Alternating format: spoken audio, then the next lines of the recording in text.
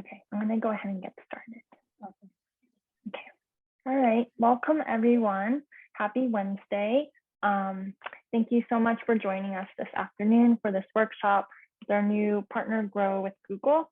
It's a partnership that helps us bring you greater access to learn specific digital tools. This workshop is titled How to Make Your Website Work for You and is led by speaker and marketing guru Patia Abdur-Razak. This is a topic that many artists have let us know that they wanted to learn more about. We always like to keep our communications channels open to know what resources will be most helpful for you and what workshops we can best offer you. So at the end of the event, I'll share a survey and we'd love to hear what you think. I'm Priscilla Sun, a Forest Program and Communications Manager. I'm a Korean American woman with dark brown wavy hair, wearing braces at home and a white t-shirt. For those of you who are not familiar with A4, we are a 37-year-old nonprofit organization dedicated to ensuring greater representation, equity, and opportunities for Asian American artists and cultural organizations. In addition to today's professional development workshop, our programming includes community building events like our bi-monthly town hall and conversations around Asian American identity. We're also the only service organization in the country dedicated to the professional development of Asian American artists across all disciplines.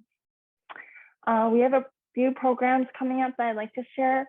In addition to this workshop, we'll have a part 2 with Patia, who will teach us about establishing a presence on YouTube. That'll be on Wednesday, July 14th at noon.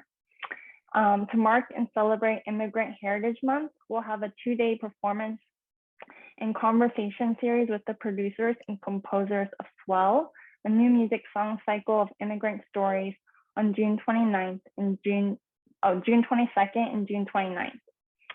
So we'd love for you to join us for that. Lastly, we partnered up with Photographiska to bring you a series of talks with photographer Pixie Lau. Our next talk will be with Pixie, along with the exhibitions manager Grace Snow and Milk's managing director Angela Wei. They'll be discussing brand and identity creation in the age of social media. That'll be next Wednesday, June 23rd at 7 p.m. in person at the museum. You can get a discount on tickets with code AAAA. You can learn more and stay up to date through our newsletter, social media, and website. We have so many events coming up beyond that. So just stay up to date with us, and I'll share the Linktree link in the chat for you to keep in touch. And just a few technical points before we get started. This event is being recorded and will be available on our YouTube and Facebook channel. We also have closed captioning available via Rev. If you'd like to enable the captions, you should see the CC icon at the bottom of your screen. And now for a land acknowledgement. In the before times, we'd be meeting in the A4 offices on the unceded lands of the Lenape and Canarsie peoples. But since we're meeting virtually, we'd like to share a digital land acknowledgement written by Canadian theater artist Adrienne Moll. Since our activities are shared digitally to the internet, let's take a moment to consider the legacy of colonization embedded within the technology, structures, and ways of thinking we use every day. We are using equipment and high-speed internet not available in many Indigenous communities. These are the technologies that are central to much of the art we make. We use significant carbon footprints, contributing to changing climates that disproportionately affect Indigenous peoples worldwide. I invite you to join me in acknowledging all this, as well as our shared responsibility to make good use of this time for each of us to consider our roles in reconciliation, decolonization, and allyship. Now I will pass it on to Patia for the main workshop for today. Thanks, Patia. Thank you, Priscilla. Very thoughtful words. I really appreciated that. So welcome, everyone. Welcome to this afternoon's workshop, Make Your Artist Website Work for You. A little bit more about me. Like Priscilla said, my name is Patia Abdur-Razak. And in addition to being a Grow with Google trainer, I also own a boutique digital marketing firm here in New York City. I'm presenting from my home office in Harlem. For those of you who've never heard about Grow with Google, it's an initiative that helps people prepare for work, find jobs, and grow their businesses using Google tools, usually delivered in partnership with organizations like this one. So today we're going to learn together how to create a website that supports your overall goals for your bodies of work as artists, right? So whether you're launching a new website or sprucing up an old one, this workshop, all of the best practices that I will go over in this workshop are applicable to both scenarios, whether you're starting from scratch or you have an existing website that you just need to make some tweaks to, or maybe completely revamp. So before I get started, I just wanted to lay the foundation for why it's important specifically for artists to have a website. For starters, a website creates a sense of professionalism. As an artist, when you make the decision to sell your artwork, what you're really doing is making the decision to start a business. But I'm hard pressed to think of a business in 2021 that doesn't need a website, right? You really need a website to be taken seriously. A website, aside from that, is a great place to keep contact information, create a portfolio for your work, as well as have a place to actually sell that work. And the great thing about a website is that if it's set up correctly, you can sell your artwork or your bodies of work 24/7, right? Because unlike us as humans, the website doesn't need to go to sleep. So having an online platform will enhance the perception of professionalism regarding your art, and it will also allow you to positively build up your reputation and to grow communities around your artwork with like-minded people, and also to expose you to people who may be like-minded but don't really know who you are yet.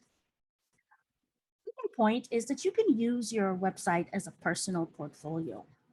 So having a website to showcase your bodies of work allows you a central place to build that portfolio so that you can just send people to one central place where they can view your work.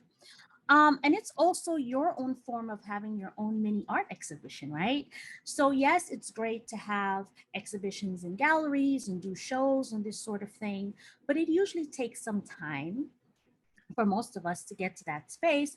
And so what you need to do is you can use your website as your own sort of showcase of your work or your personal gallery. Also gives you control over your own marketing assets. So one of the most beneficial reasons I would say for you guys as artists to have your own websites is to have control over the way your bodies of work are displayed, right? So many times when you're partnering with people, people have different points of views or different ways that they think things should be displayed. However, pardon me, when you have your own website, you don't have to worry about all of that because you have total control over the way that your portfolios are laid out, the way your work is articulated to your target audience, and all of that. So just wanted to kind of like lay the foundation as to why it's important specifically for artists, right, to publish and maintain a website to showcase your work. This is my contact information. If after the session you guys have any questions about anything that I went over, please don't be shy. Please just send me an email. This is my main email address, and I will do my best to help you in follow-ups to understand anything that you didn't quite catch or you missed or you had questions about as you go hopefully implementing the tips and tools that I share with today's workshop. In terms of Q&A, I usually stop somewhere in the middle of the presentation to check in to see how you guys are doing. And I would ask that either you use the Q&A box to ask your questions, this way I can just do a quick review or answer them, or the method that I prefer, if you're not too shy, is for you to just unmute yourself and talk to me. I mean, it's kind of the disadvantage of being in this virtual space is that we don't really get to interact face-to-face with each other. So don't be shy. If you prefer to unmute yourself, go on camera and ask me a question, then by all means, go ahead and do so. That is what I actually prefer, but no pressure. All right, so let's dive in. So we know today that more and more artists are deciding to go online to connect with their potential customers and target audience. And so the thing about that is that it's really no longer a choice. Like I said, I would be hard pressed to think of a business that can be truly successful without having an online presence, right? And as consumers ourselves, we know, especially having gone through a global pandemic, that the way that we look for information and the way that we source information about, products, services, and our interests is by going online to do research. So it's very important to make sure that your artist's website is always updated with critical information, any special news, announcements, anything that your target audience would need to know to help them to better interact with you and your work. As a best practice, and this is generally not only for artists, but for everyone, you should plan to redesign your website every 2 to 3 years. And I think that this probably for an artist, this probably speaks a lot to you guys, because if you're constantly creating new bodies of work, you definitely, I would say 2 to 3 years, maybe some people need to do it once a year. I don't know how active you guys are, but I do work with designers in the fashion space. And I know that, I mean, they update their websites by the season. So for creative people, I would say that depending on the kind of artwork or art form that you're working with, that you probably will need to update your website more frequently than the recommended 2 to 3 years. So here are some interesting things you may want to consider in terms of making these updates, aside from updating your collections and that sort of thing. You may want to do something interesting like create a video message or series of messages to help you to explain your artwork, to give quick updates. Maybe you have an opportunity to be featured in a gallery. Maybe you have a press opportunity that you're really excited about. And the reason why video is a great way for you to keep your website updated is because it allows you to interact in a more personal way and connect emotionally with your audience, right? As we know, pictures worth 1,000 words, but video has to be worth about 10,000, because it's actually a way for your audience to connect with you and to see your personality. And if you're excited about something, you can, showcase that in a video. Things like behind the scene footage, maybe you want to do, some sneak peek videos as you're working on something, or show the process that you use. If you have a specific process that you use to create your work, video is a great way for you to present that to your audience. And of course, everybody's business or portfolio is different, so you would be the best person to determine when you need to make such updates and the kind of updates that you need to make. Okay, so in terms of the kind of information, and we'll focus as we go through the presentation more on specific examples. As a general rule, any information that you share on your website should be informational, inspirational, helpful, and information that you know will connect with your target audience. Okay? And then, of course, as more and more businesses shift to online only, it's also very important for your website to be able to facilitate sales. Okay. So, maybe you aren't in an art gallery, or maybe you don't have the opportunity to showcase your work in person, but by all means, showcase that work online and give your target audience the ability to purchase from you online should they decide to do that. So let's start by going through the basic characteristics or pointers that you should be considering to have an effective website. So we'll start by reviewing web design. And if you guys are wondering why I'm looking that way, the screen that I'm sharing is kind of like in front of me. So I like to glance up every now and again to make sure we're literally on the same page.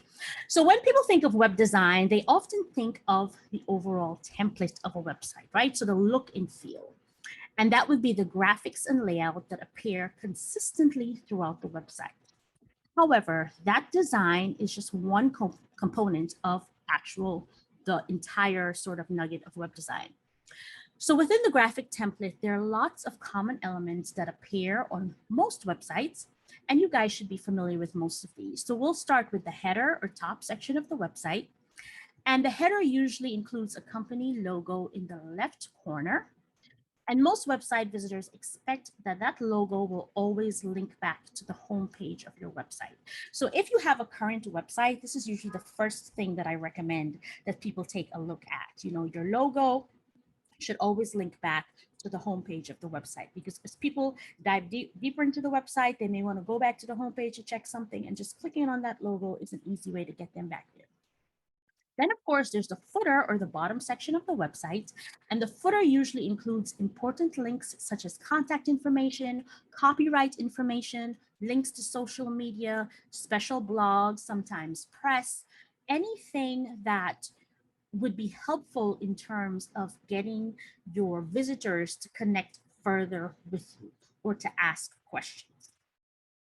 And of course, there's the navigation, and the navigation is usually presented horizontally across the top of the site below the header, or if you choose vertically on the left side of the website. So these are just some few basic elements that we should all be familiar with from visiting websites ourselves. So you definitely want to make sure that your website is set up this way. And why this is recommended is because this is what your target audience, your customers, all of us are used to interacting with websites that are laid out this general way. So it becomes really easy for people to actually follow the sort of user experience of the site and find their way around. Okay, so the website design should lay out a set of guidelines that keep the pages consistent in terms of font sizes, and types of content. So I don't know if any of you had the experience of visiting a website that kind of just looked like somebody just threw a bunch of disjointed pieces together, right? Very hard to follow. And also it can be distracting if things like fonts don't necessarily match and that sort of thing. Now, some websites are designed and built from scratch, but quite frankly, in 2021, for most of us as smaller businesses, as artists, there really is no reason, unless you absolutely want to design a website from scratch. Most of us are using platforms that come with built-in templates and content management systems. And you guys may be familiar with some of these. We have Shopify, Wix, WordPress. There are hundreds of them, but I feel like those are the top 3 ones that most people tend to use, right? And the reason why it's helpful to use these platforms is because they come with built-in functionality that you don't have to worry about coding, which can be very expensive. And these web-based tools make it very easy for you to build, customize, and update a website. So of course, like I said, there are many options. And before you move forward, whether you're going to build the website yourself or you're going to invest and have a web developer build it for you, make sure that in terms of making updates, that you as the artist are comfortable enough with whichever platform is used so that you can make those updates yourself. So just some tips in terms of choosing the actual platforms that you will use. And again, whether you're starting from scratch or you're just upgrading your current website, everything that we speak about today will apply to both scenarios. So this is what we're actually going to go through in terms of points in today's presentation. We're going to look at 6 characteristics of a great website. Remember that a website is not all about design, which sometimes for artists can be kind of like, I know you guys want your websites to be amazing and beautiful as your artwork. And yes, even though they should be the perfect blank canvas to support your artwork, if they're not functional, they're really not going to deliver the results that you're looking for. So a great website is goal-oriented. And so you need to ask yourself as you sit down to lay out this website or to revamp your website, how exactly will this website help you to grow your brand awareness? A great website is also organized. So again, you need to ask yourself, how easy will it be the way you're laying out your content for your target audience to actually navigate throughout the website? How useful is it? Does your site provide content that's engaging and useful to your target audience? Will everything that you're showing help them to get to know you and your work better? Is it doing a good job of actually showcasing your portfolio of work? Are people able to contact you? Are they able to book you? Are they able to sign up for your newsletters? Right? Are they able to call you to ask a question? Has to be useful. Also, is it functional? Can it actually support sales or bookings? Very important. Is it intuitive? Meaning, does it respond to the particular device that that person in particular is using? And last but not least, is it findable by search engines? So these are the 6 points that we're really going to dive deeper into with the presentation as we go along. So starting with being goal-oriented. And as I go through these points, feel free to jot little notes down. And if you have questions when we come to Q&A about the specific points, feel free to ask me. So again, start by thinking about the goal of your artist website. What is the purpose of the website, right? Are you just comfortable with showcasing your work and having your target audience contact you to have more of a face-to-face or more personal interaction before they actually decide to buy? Or are you okay with people just, and it depends on the kind of art, right? Are you or bodies of work, are you just comfortable with people, looking at the website and maybe just liking something and then just going straight to your shopping cart and purchasing? These are all very individual choices, but you need to know the answers, or you need to know the goals that you're hoping for this website to achieve as you design or build the website. So you don't just want, however, a word of caution for this website to just be an online brochure. Okay, at least there should be an opportunity for someone to contact you to ask for more information. So let's do a quick poll. Before we dive into this section, can any of you tell me specifically why, in terms of your artwork or portfolio, why, if you already have a website, why did you set it up? What were the goals or the objectives you were hoping to achieve? And if you're just thinking of setting it up, just based on everything that I've gone through, how are you thinking would be the best way for you guys to use your websites? So anyone want to volunteer? Does anybody actually have an artist website on the call right now? And I am going to look in the chat for that answer.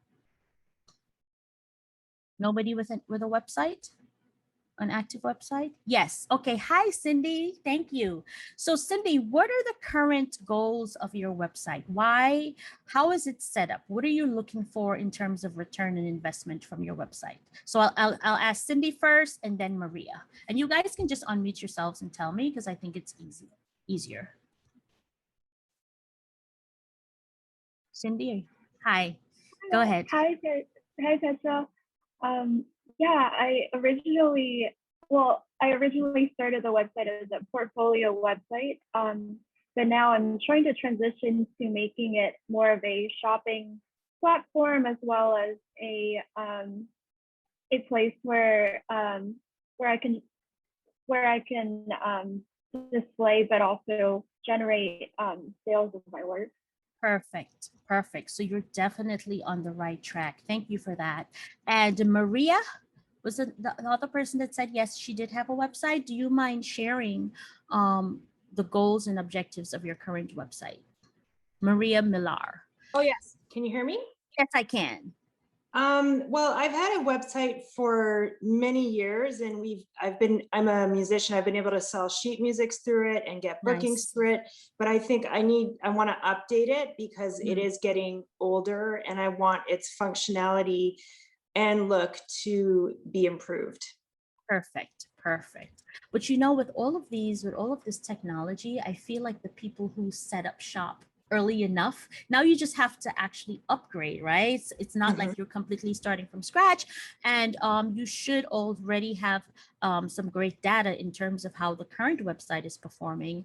And so using that data to actually make improvements in terms of how your customers are interacting with the site will help you in the next version to do an even better job. And lastly, I'm going to ask Sangeetha to tell us about your website and how you've been using it, and then we'll move on. Hi, can you hear me? Yes, I can. How are you? Thank you for this presentation. So my website, I built it on Squarespace. So I made it e-commerce because I'm a designer who all my artwork has a story and meaning behind it. So it's like so it's art, it's fashion with purpose, art with purpose. Nice. So it's how to generate more sales online, because I'm not a big fan of TikTok or making videos or anything like that. So Right. Absolutely. Great job, you guys. And thank you for participating. I like when people talk back to me. It's kind of lonely when I'm just talking to myself. Okay, so everybody that answered the question is already on the right track, which is great to hear. So some specific examples that I can think of for an artist's website, of course, would be to be an online portfolio to showcase your bodies of work, definitely to build brand awareness and connect with like-minded people, but that know who you are already, because those people tend to be the people who share about you. And when they're sharing about you, usually you're able to widen your community to people who don't know who you are. Definitely to get bookings if that's one of the things you're looking for. And lastly, but probably the most important thing, to make sales. And like I said, the great thing about having a website with functionality for selling is that it allows you to be open for business 24/7. Another factor that you may want to consider as an artist is whether you want to kind of have a comprehensive portfolio website that showcases, you know, your entire bodies of work, or and I guess this will be, you know, very niche and special, or are you really only going to focus on special projects, special bodies of work? I feel like people in the film industry tend to do this more, where they would set up a website only to market a documentary they're working on or something like that. Again, this is an individual decision that you would need to make, but just something that I thought that I would throw out there, because again, you know, you put a lot of time and effort into putting these websites together. So you have to make sure that as you build them, you're thinking about the ultimate goals in mind. All right, so let's keep it moving. So the next thing you need to think about is, who is your target audience? So not about everybody else out there. I think it's good to have some competitive knowledge and to look around the space and see what other people are doing. But you as the artist needs to have a very clear idea of who your ideal target customer is, because you are building the website for that person or those persons. And it's very common to have anywhere from 1 to 3 ideal targets. We call them customer avatars, right? So in my agency, when we're trying to figure this out for clients, like we have lots of fun with this. Like we name each avatar. So it's like Patia, and she lives in Harlem and she likes to travel, right? Narrow it down to that one ideal person.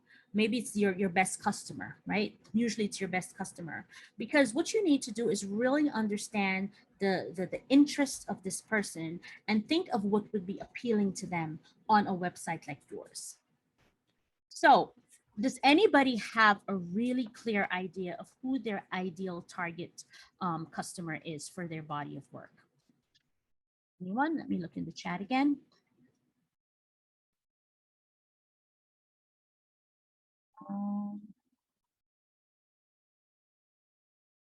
Anyone want to share about who their ideal target customer is? It's okay if you don't. We'll keep moving. There'll be lots more opportunities to interact. Okay, so why it's important to know this though is because how you build your site to achieve your goals needs to tie into who this this ideal target customer is.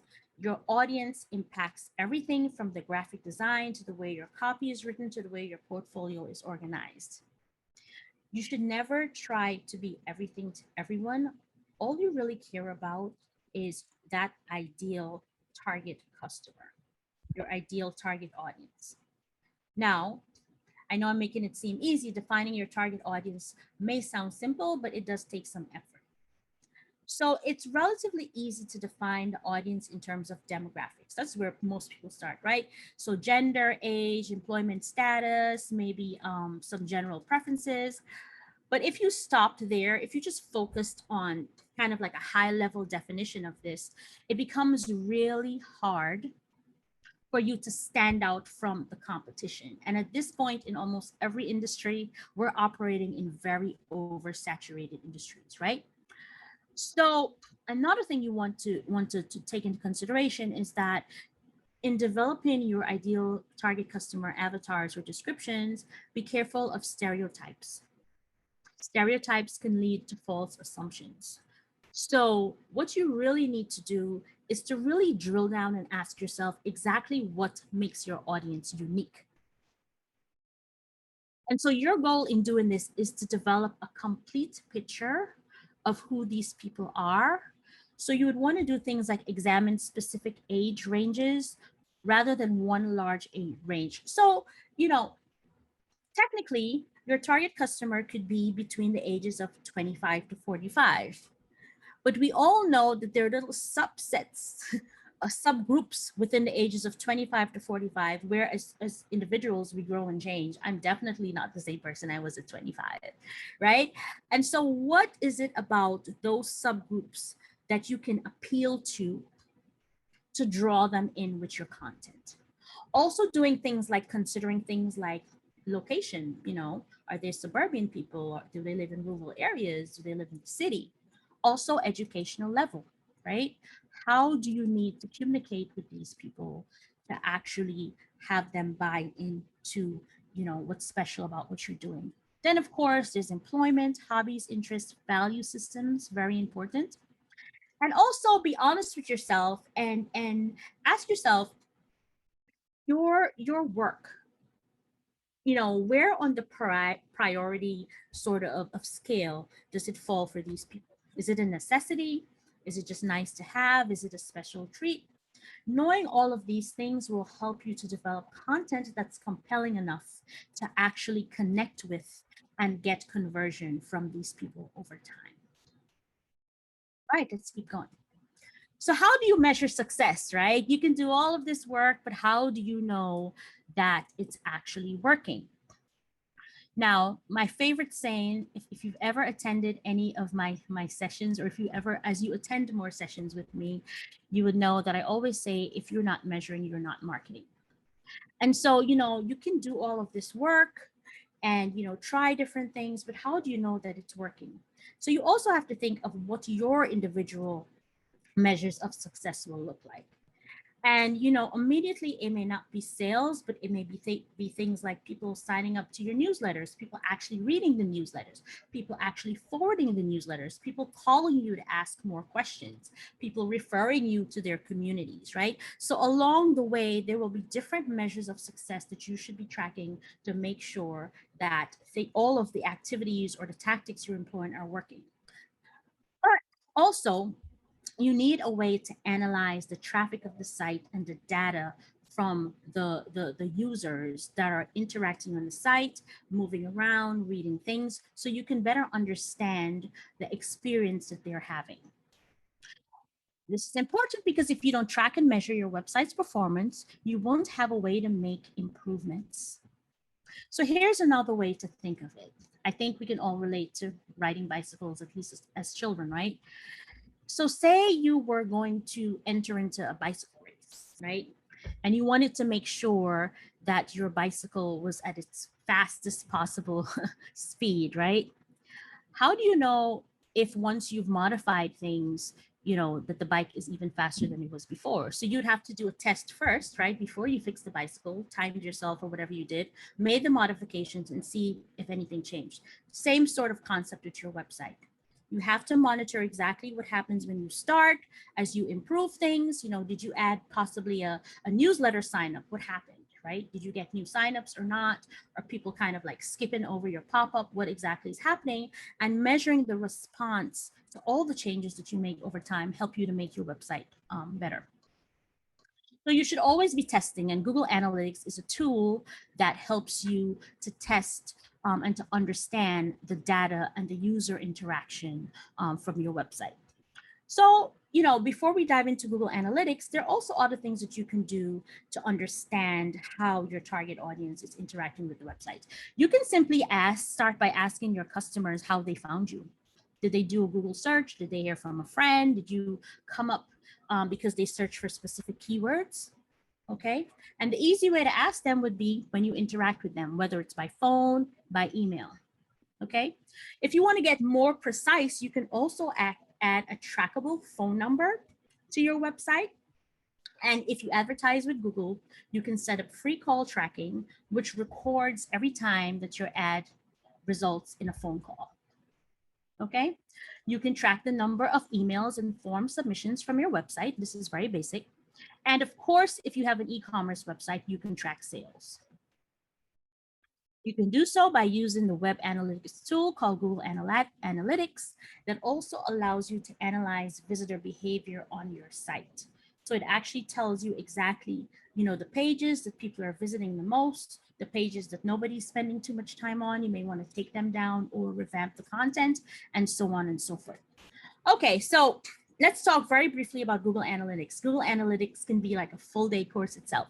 So as an overview, it's a free tool that can help you better understand your audience and their activity on your website. And learning how to read this information will help you to make more strategic decisions for your business.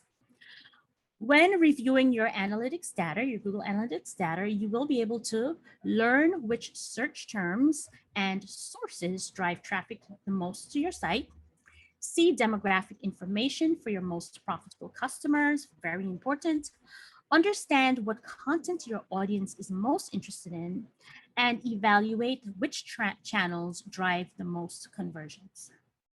So right off the bat, even if you were just paying attention to those 6 reports, you would definitely have the insights and business intelligence to make sure that your website is performing as best as it can. So let's walk through the steps of setting up a Google Analytics account. So first you would go to g.co/analytics. And you'll start by either creating a new account or signing into your existing account if you have one. Next, you'll need to set up a property in your analytics account if you haven't already done so. So the property would be your website. You would then follow the instructions to add the tracking code to your website. So once you set up the property, then you'll be given a tracking code. You'll then add that tracking code to your website so that you can begin to collect data in your reports. Now, this is the great news. If you're using a content management system or that I mentioned in the beginning, like Wix, Shopify, those built-in sort of platforms, it's actually really easy to embed the Google Analytics code. You simply would just have to do a search in their help center, a simple search like how to add Google Analytics, and they will tell you in clear, simple steps what section of the website or the code that you need to just copy and paste that code. So that's another reason why you should be using a content management system as opposed to building your website from scratch. Very easy to add tools that you need.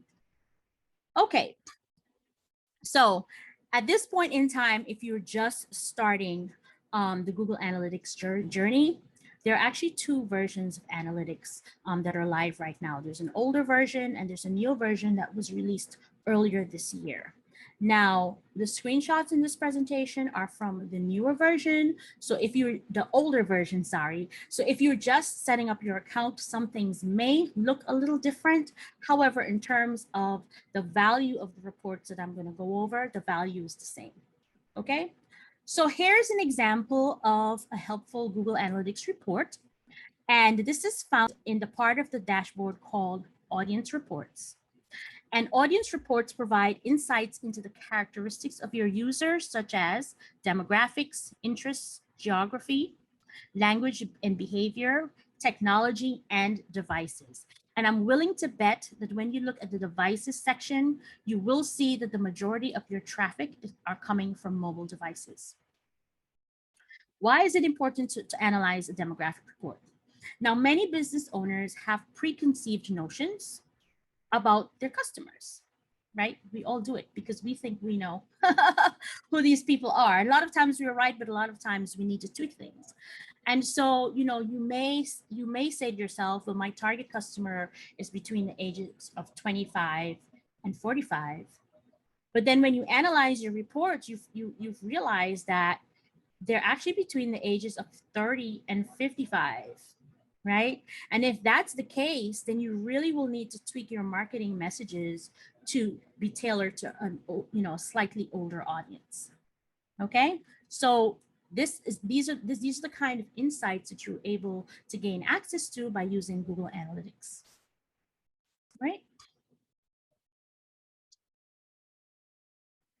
Now that we've talked about goals and tips for choosing a design, let's talk about the information within the website. So we went over some, design aspects, how we should be measuring success. So a great website should always be well organized. So even if you don't have a lot of web pages now, the expectation is that over time, your portfolio will grow and you'll have to add more things, right? So what you need to do is you need to plan the existing state of your website and also sit down and think about what this website will become over time and make sure that the existing framework that you're working with currently is able to scale up. Very important, because you don't want to have to start from scratch every single time you make an update. That can be costly, both in terms of time as well as resources. So what I'm referring to is what's called an information architecture, right? And this is where you should really start. Now, this sounds pretty technical, but you don't need to be a website designer or a programmer or too technical to understand this at all. Pretty much what your information architecture does is it maps out the sections, pages, and functionality of your site. So we're all familiar with basic website layout because we ourselves visit websites all of the time. So most people start with the home page, an about me section, and a contact page. That's literally the starting point for all sites. And then from that, you kind of like build into the additional customized portions of the website. So I did a quick mock up of what I think an artist website, this is a photography site, basic structure would look like. Definitely about the homepage, and of course a portfolio, because artists need to showcase their work. All right, again, think about the goals of this website as you lay out your information architecture. So here we're looking at the photography website. The portfolio section is actually going to have 3 subsections, and this photographer is going to use a fashion section for all the fashion photography, fine art for fine art, motion for motion. And again, you guys know best the categories that you should have, but I would say that this is a great general guide for starting out your artist website. So you may want to, make some notes as to how you will actually begin the layout if you don't already have an existing site. So here are a few tips to get you started. When you're choosing names and labels for parts of your site, keep them short and descriptive. And as you create your website plan, remember to keep the most important information in the main navigation. And again, that specific information will depend on your business and your business goals. That plan can help you to create, select, and of course, customize your website that will achieve your goals as well as appeal to your audience. All right, so again, this is where you need to really think back on who your ideal target audience members are. The next thing you want to do is to make a list of keywords related to your business and incorporate those keywords or your artwork, right? So your artwork and the goal of selling this artwork, I would assume, or being featured in publications or being featured in galleries, whatever the goal is, right? So think about how you can incorporate those trending keywords or widely used keywords into the actual copy and description of the content on your website, okay? Use lists to keep the site content, colors, icons, and imagery consistent with all of your goals. And make sure that over time, as things change, that you update this sort of guide so that over time, you can kind of like remind yourself, especially if you're growing, your starting point, things that have changed along the way, and of course, as you grow, what the new goals or objectives for the site will be. Okay.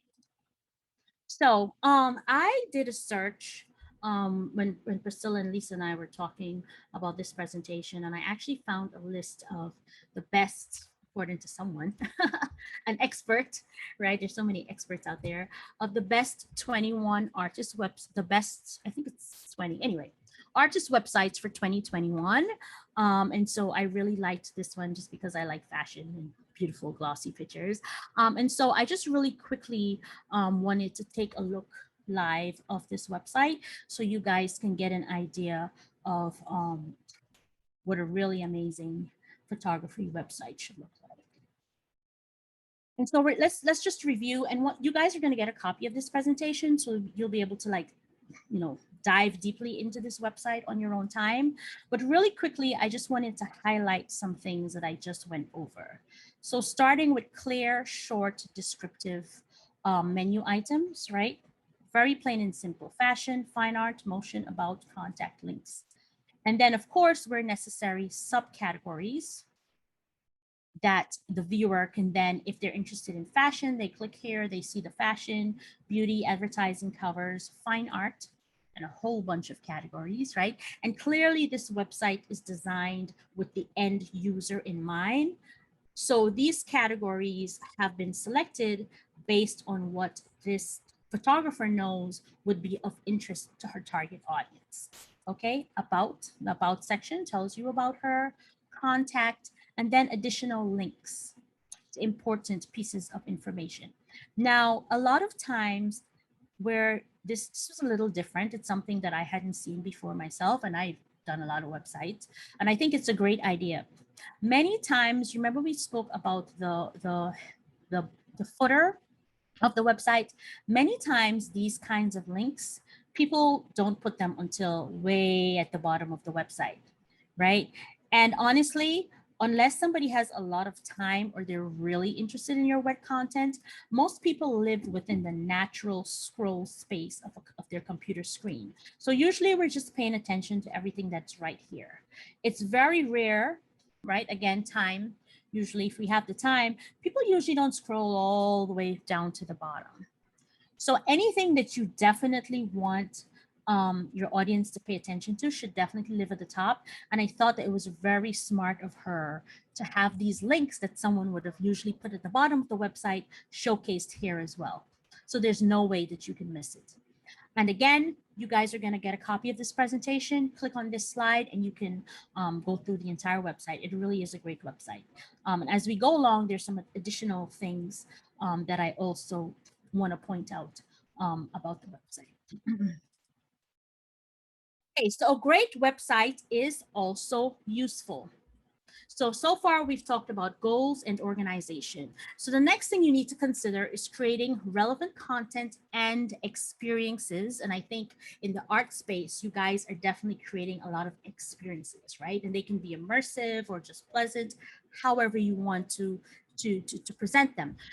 So you need to be creating relevant content and experiences no matter what device your visitors use. Again, we know as mobile users ourselves that most people are accessing information via their mobile device. And so it's really important for your website to be responsive and mobile friendly. So let's talk about what useful information would look like for an artist in terms of content. Most people, when they hear the term content, the first thing that probably comes to mind is text, like the words of a book. Text is great, but honestly, these days, people aren't reading a lot of text. We're kind of like going a little backwards in that sense, right? Like I myself, I used to be a bookworm. I don't have time to read anything, but I listen to books on Audible. So that's one type of content, but it also includes images, videos, downloads, and specific tools, that sort of thing that actually draws the user into the content, makes it more immersive, and also gets them to know you better. So think about your art. What content or what is unique about your art that will draw your ideal target customer in? What is it about your art that you should be highlighting on this website in order for you to support your business goals? I feel like I shouldn't have to say this because you guys are all creatives and artists. Original, unique content is king. So if your paintings or your pictures or your music, there's something that's really uniquely different about it, that is what you need to highlight on your website. Because that is what will set you apart from your competition or your fellow artists in the community who are also thinking about these things. So I thought that I would pull some specific examples from the photography website, just because I love it and I love fashion, to kind of like showcase some examples of the kind of content that you should be highlighting on your website. So one of the things that you can do now, even though people may not be reading a lot, for SEO purposes, which we'll talk about a little later, search engine optimization, you do need quality text on your site that incorporates trending keywords in your category of business in order for you to be found on Google search, right? So you can't have a website that's only pictures. That's not really going to help you to come up organically in searches when people are looking for similar pieces of art or bodies of work like yours. And so one way that you can address that issue or that very critical part of what your website should have is by writing blog articles.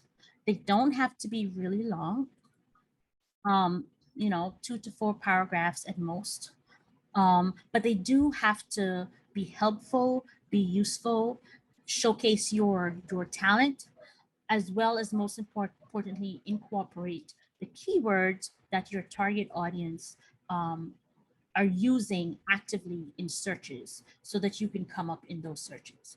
And so this photographer actually has a blog in one of her links, in the links menu here. She has some blog articles where she does things like she shares guides for other photographers. She recounts special experiences that she may have. If you see right here, she has specific words hyperlinked, right? Linking is also a very good way to come up in searches to other profiles and things. And so you want to think about that. Like, even though your work may be very visual, how else can you share your expertise or your knowledge with your target audience? So blog articles is definitely one way that you can incorporate quality content on your website. Press features, right? Even if you just have 3 features, it doesn't matter. The fact that somebody else thought that your work was amazing and wanted to feature it, that means something. And actually, a lot of people, when they're looking or they're vetting anyone, all of us, anybody that we put ourselves out there, like, these are one of the things that they're looking for. Like, who else thinks that your work is great? If you don't have press, definitely you can use customer reviews in this section as well, right? So third-party endorsements, very important in terms of showcasing those on your website. She has a great resources section. So she's a photographer, so she is constantly sharing the equipment that she uses, reviews on equipment. This is good, this is bad. This lens is great for taking whatever. I'm not a photographer. I'm a photographer in my head. I do like taking pictures, but I'm not this kind of photographer. So she's also educating her audience and also, her fellow photographer community. So another example of how you can incorporate useful, relevant content into your website. Okay, so I'm saying, I mentioned keywords at least 5 times so far, not really paying attention, but I've said it quite often. So you may be asking yourself, well, Patia, how do I know what keywords I should be using in my content? The good news is that you probably are right in terms of thinking of the way your audience searches for you already, but having the data helps you to be sure. It's no longer a hunch. So if you're not sure how people search on Google to find artists like yourself or bodies of work that you're creating, try using Google Trends. Google Trends is a free tool that you can use to understand the relative popularity of keywords over time.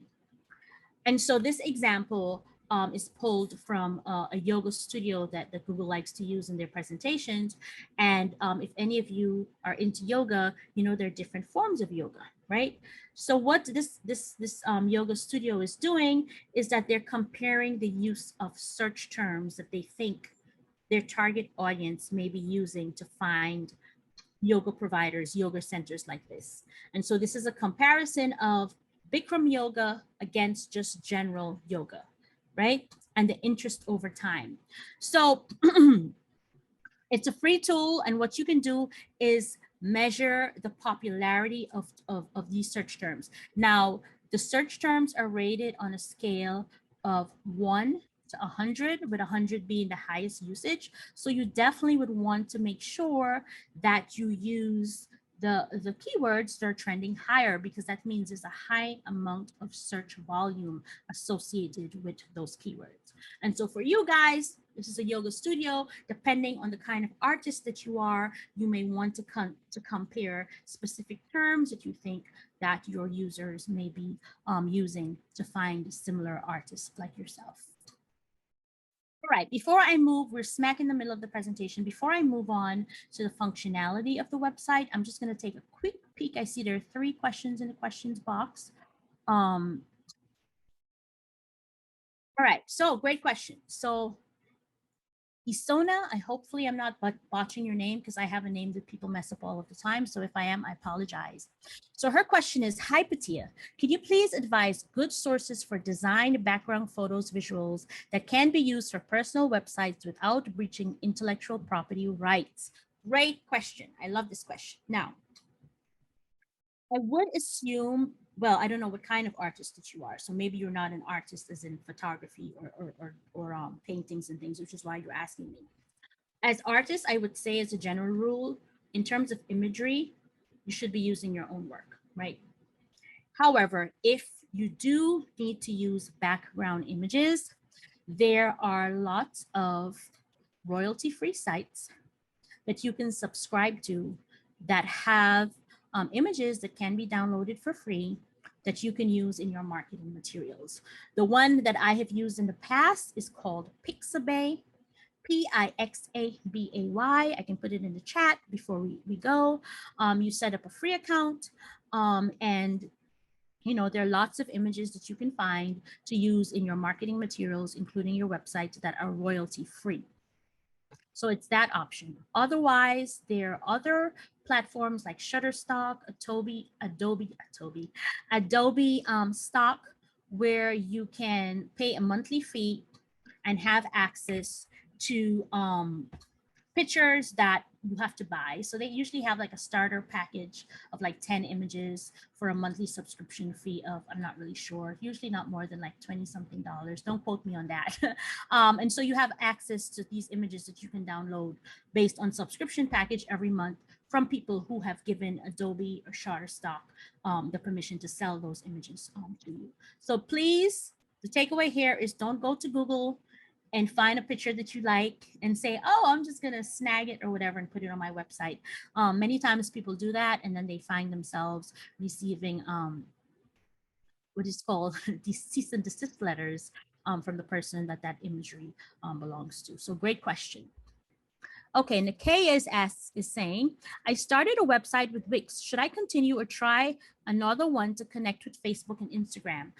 Yes, I usually recommend Shopify, especially if you are hoping to sell your bodies of work.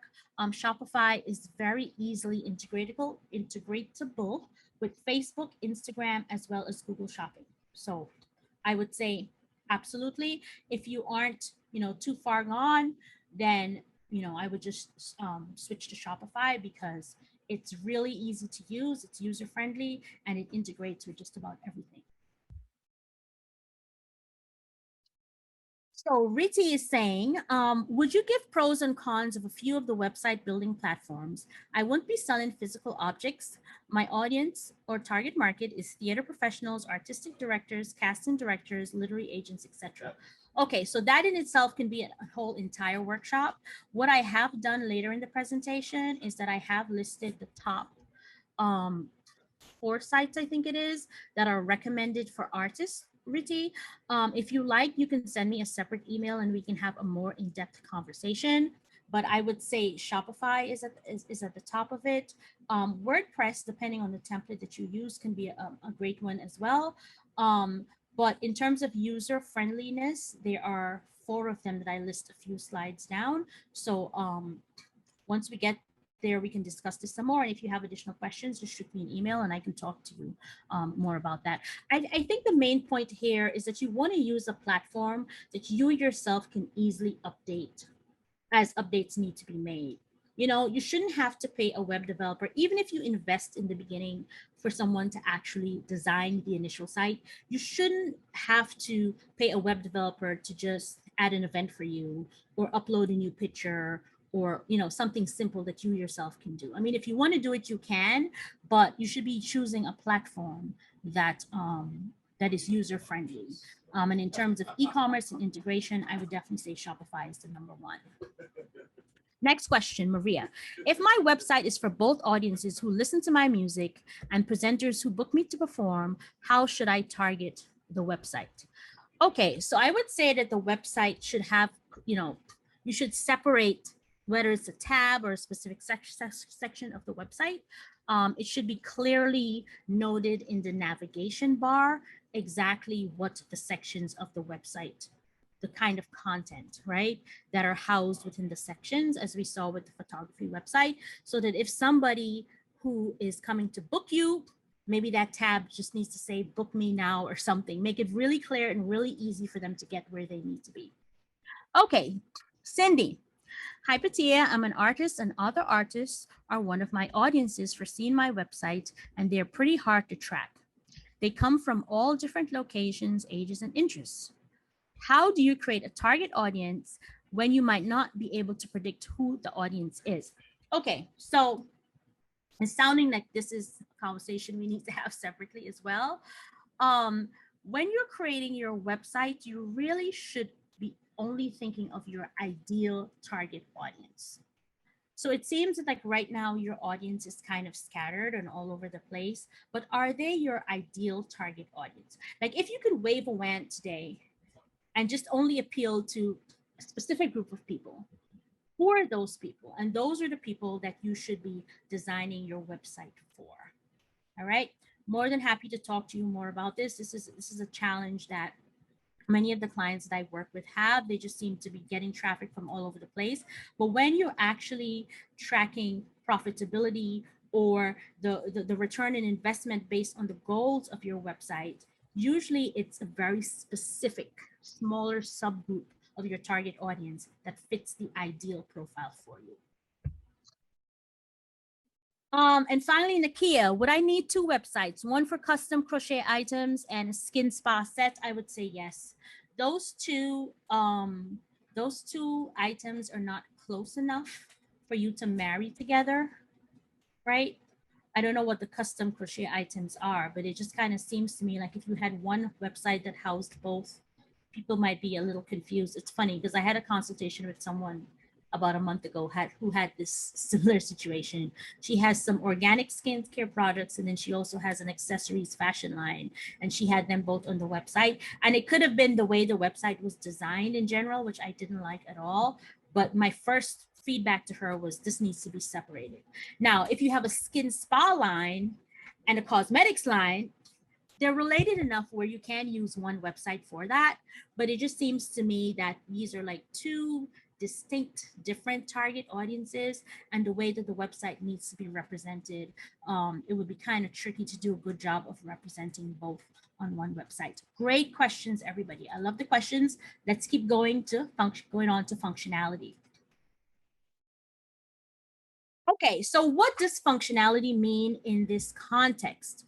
It refers to the parts of your website that allow visitors to take actions. So if you were making a checklist for yourself in terms of the functionality of your website, it might include things like integration with your social media, contact forms, checkout carts, right? your portfolio, possibly that links to a contact form so they can ask you more information or a phone number to call. I don't know in the artist community if there are any sort of special custom tools that may make sense. I was thinking, I know an artist, a friend of mine, who what it is he takes people's favorite pictures and he creates paintings for them. So I was thinking, like, what would a custom tool look like for the artist community? So maybe instead of having the people scan the pictures or him sometimes going to the people's homes and getting the pictures, maybe there was some sort of upload thing that he can do where people can just simply upload the pictures on the website. He has them in high resolution quality, of course, and then he paints from the pictures. So again, being creative and thinking outside the box is also a way for you to stand out from the crowd within your community. All right, and so let's just again go back to my friend here and look at some of the ways that she has incorporated functionality into her websites. So starting with links to her social media profile, all of these icons are actually linked to her various social media profiles. A lot of times, because the templates come with these icons built in, people forget to actually link them. And so what happens is that when you click on the Instagram profile, instead of going to your Instagram account, it goes to Instagram. Well, Instagram really doesn't need the additional traffic. It should link directly to your Instagram profile. And so I had clicked on her Instagram profile, and here I am. I'm linked directly to her Instagram, and she has about 97,000 followers. Online form for contact, right? So you look at this beautiful website. You definitely want to stay in touch. You want to know what she's up to. What I really like here is that she is having her audience self-select based on interest. Very good. I do email marketing. This is a great tactic. This allows you to segment your target audience into even more narrow subsets. And so what you're able to do is to communicate with them based on their interest level. And so if I signed up for her list, what I would probably select is fashion. And so what I would expect is that she will send me communications going forward based on her fashion work. Similarly, if somebody signed up for fine art, the same thing, and then she teaches workshops, again, I can expect to get information on her workshops. What if I was interested in everything she's doing? I would just select all of the categories, and then I would, be a part of her entire insider community to get updates on everything that she's doing. Okay. Then she also has an online store. The first online store is where you can purchase her work. And then the second online store is where you can sign up for courses. So it's no surprise why this website was actually voted one of the best artist websites for the year, because there are a lot of really great things incorporated to actually help her to achieve her overall goals and to connect with her target audience. And again, when you guys get copies of the slide, you can click on the website and have some fun with it. Okay, so here are some do's and don'ts of functionality. You don't want to get too crazy and start adding, things that don't make sense. Remember, the only functionality that you should be worried about is functionality that helps your target audience. Remember, we all are, we don't have that much time these days anymore. So typically, potential customers want to spend the least amount of time possible to get the maximum amount of information. So doing things like minimizing steps to contact you, minimizing steps for the checkout process if they're going to buy something, minimizing the steps to subscribing to your newsletter, making sure that mobile payments are activated, because if someone, can't complete a payment over, on their phone or their tablet, you have lost that sale. Keep all of your forms short and sweet. Not too many pop-ups. Pop-ups when someone first enters your website to get them to subscribe can be useful, but you don't want that pop-up popping up on every single page. They will never come back if that happens. If you're going to be embedding videos, make sure that you embed them with autoplay sound turned off, because it can be a little jarring if somebody enters your website and all of a sudden they're like videos playing everywhere. Have it so that they can actually unmute the videos that they're interested in. Okay, so just some tips as to how you can make your website have functionality, but not make it as overwhelming to the point where it's distracting and you lose engagement. Okay, so we've covered some big picture topics in a short amount of time. We've gone over goals, organization, functionality, and now let's move on to look at tips and pointers in terms of the navigation of your site. So this section will be focused on design, which I'm sure you guys will be really into, but not how pretty it looks, how intuitive it is. So in other words, does your site design naturally lead visitors through a process in the site that will result in them taking the actions that you want them to take? And how easy it is for them to do so. All right. Now, the design of the site has a significant impact on whether your site will support your overall business goals.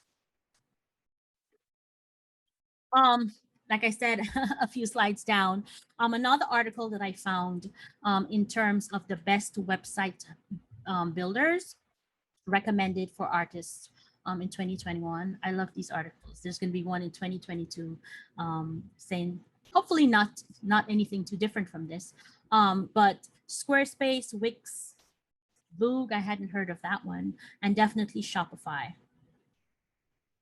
So I'm going to hyperlink this article if you guys want to read more. I don't think I have it hyperlinked right now. Yeah, I do actually. So it's already hyperlinked. So if you guys wanted to read about the pros and cons for these platforms, it's actually going to be embedded in the presentation. Okay, so firstly, the navigation that you have on your website should make it really easy for your users to get around the site. You can do this by doing things like highlighting elements that are selected, especially when it comes to them using an online store. Remember to design your site to allow plenty of space for users to tap. Why is this important? Mobile usage, right?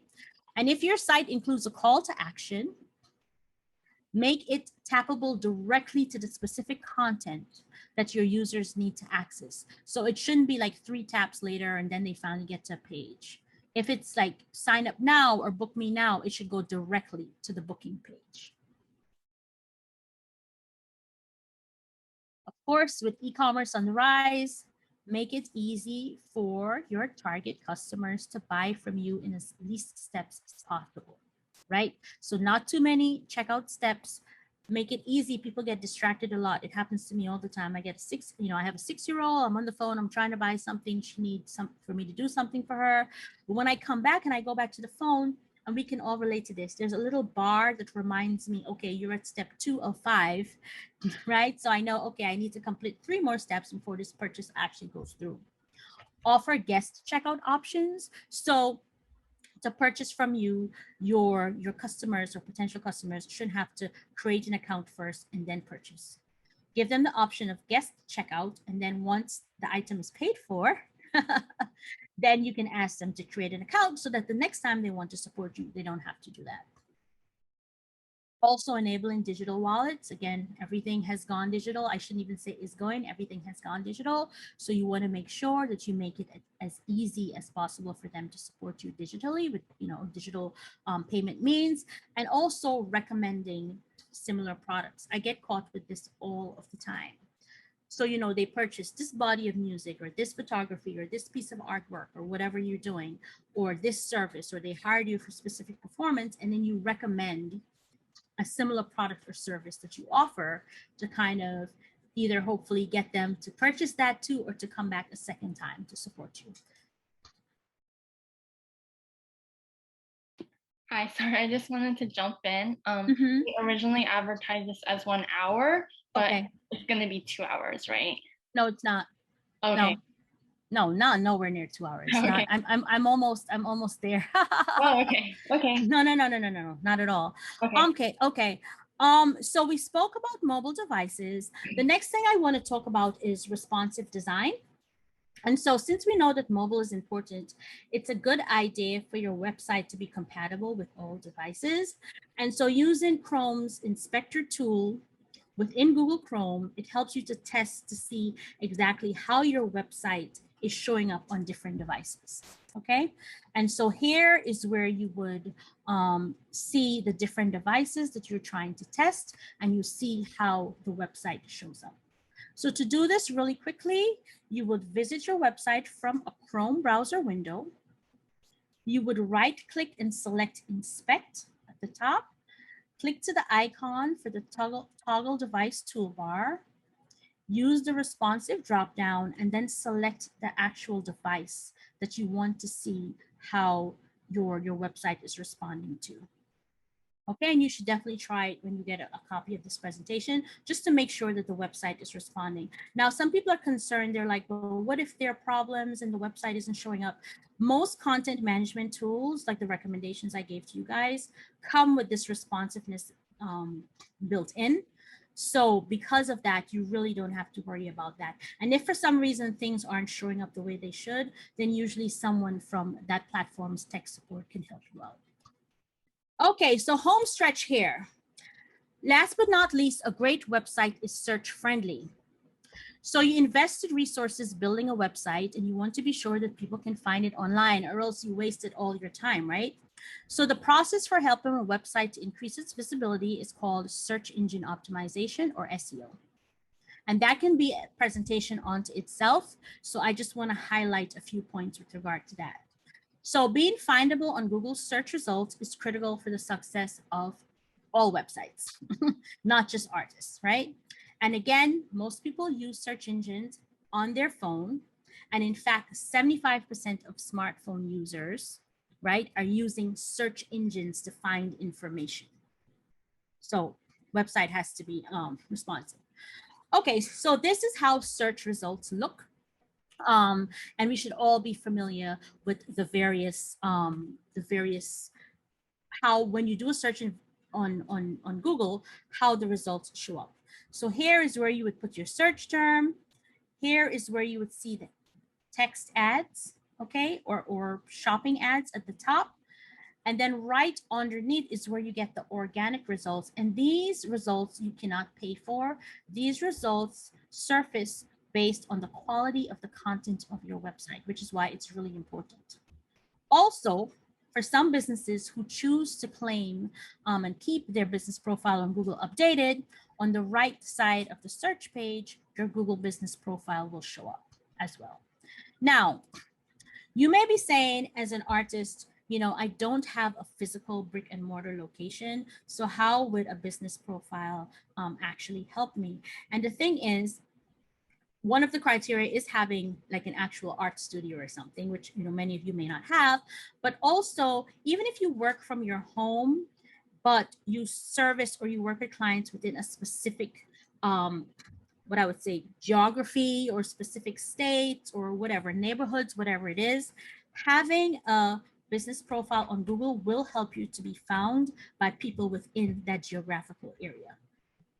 And so this is an example that I saw, and since we were pressed for time, I was going to do a live demo. I wouldn't do the live demo, but this is an example of an artist who has a Google My Business profile. And as you can see, she has a geographical location highlighted on the map that indicates the region that where she has clients or where she's interested in working. I actually read her website, and she's very specific that she only works with clients within the Houston, Texas area, right? And so you'll notice that there is no actual physical address listed here, but she has definitely highlighted the area where that she services or she has clients with.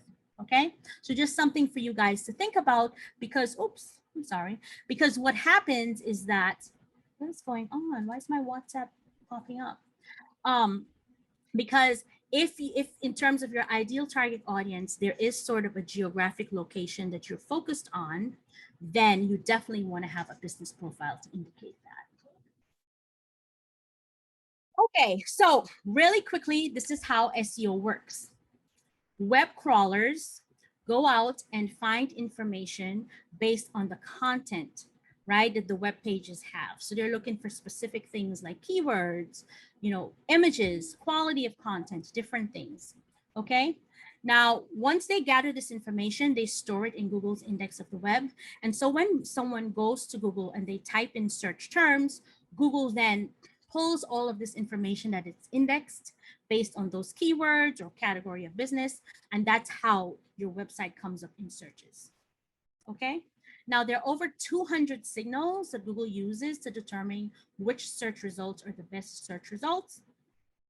And one of the things they look for is relevance, quality of content, are there backlinks to other sites? How fresh is the content? And so this is why it's very important for you to put some thought into the way that your content is organized.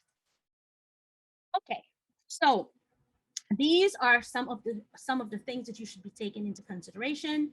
The load time of your site. And you can test your load time by going to g.co/testmysite. On mobile devices, you really only have about 5 seconds in terms of load time before your potential visitors move on.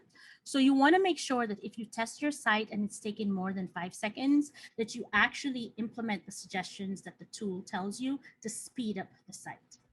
Okay, making sure that your content is useful and fresh, right? So definitely for you guys, updating your portfolios will help you with this, and making sure that the content within your pages interlink to each other. These are all some high-level tips that you can help to increase your search engine optimization. All right, some more tips. Page titles and descriptions. So on the About Me page, don't just say About Me. In the meta tags, you want to do, short snippets of descriptions that actually inform about the quality of the content or the topic of the content in each page. We also went over the importance of information architecture and, of course, making sure that the site is responsive. All right. Google Search Console is a tool that you guys should consider using as well. And pretty much it confirms that Google is actually able to find your site, right? It's able to find your site. It's able to pull updated information.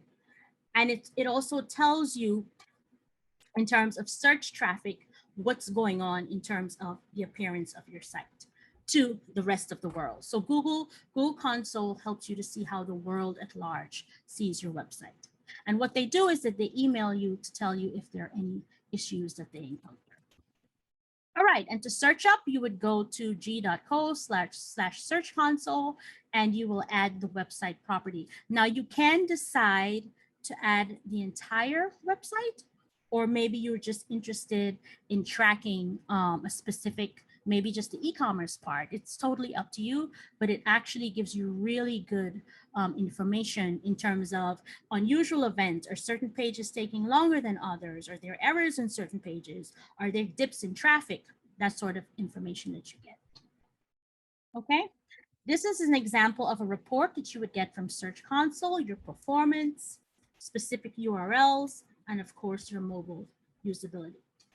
Okay, so tying this all together, remember your website is just a piece of your overall marketing puzzle, and none of this works on its own. So you should be connecting your website to different additional pieces of the puzzle in order for this all to work together. So we discussed the Google My Business profile, maybe over time, Google Ads, making sure that you're found in Google search, and also media, which would be things like videos, pictures, pieces of content that draw your audience in.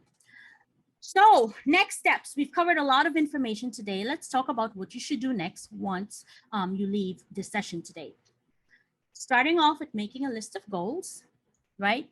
What are the goals that you want your website to achieve? Select an intuitive design, plan your information architecture, put a lot of thought into the kind of content that you want to deliver, add useful functionality, and of course, being search engine friendly. To wrap up, before I let you go, I'd like to share some additional resources that you can access on your own so that you can continue your learning. Starting with business and marketing lessons that you can access by going to g.co/primer. And this is an app that's available for both Apple and Android devices. Quick help videos. You can literally just watch a 2-minute video that actually tells you how to set up a lot of Google's app tools. And then of course there's Grow on Air with Google. And you can access the workshops at g.co/grow-on-air. And you're, in addition to the workshops like these that the partner trainers do, they also have a wealth of additional information that's shared directly from the Google team. Okay, so that is officially the end of the presentation. To recap, Grow with Google is a new initiative to help people prepare for work, find jobs, and of course, grow their businesses. You guys have been an amazing audience. I'm just going to do a really quick check to see if there are no more questions in the questions box. I see, let's see if there's anything in the chat. People are asking about copies of the presentation. Yes, you will get a copy of the presentation, everyone. And I think that's about it. Somebody's saying, thank you, this was so helpful. I'm really, really glad. I know it's a lot of information in a short amount of time, but hopefully when you guys get the recording and the copy of the presentation and you can sit down at your own time and digest it, it will all make more sense. And don't forget that you can always email me with additional questions. Okay, so Priscilla, I'll turn the stage back over to you. Thank you, Patia. That was really a great workshop. I feel like I learned a lot, and it sounds like everyone learned a lot as well. So this is the end of our workshop. We'd love to hear what you think. I shared a link to the survey in the chat. I'll send it again. And tomorrow I will follow up with a handout, copy of the presentation, and the full recording, as well as information about our YouTube workshop in July. Right. Thank you. Have a great rest of your day. You guys have been great. Everyone have a great rest of your day and rest of your week. Bye-bye.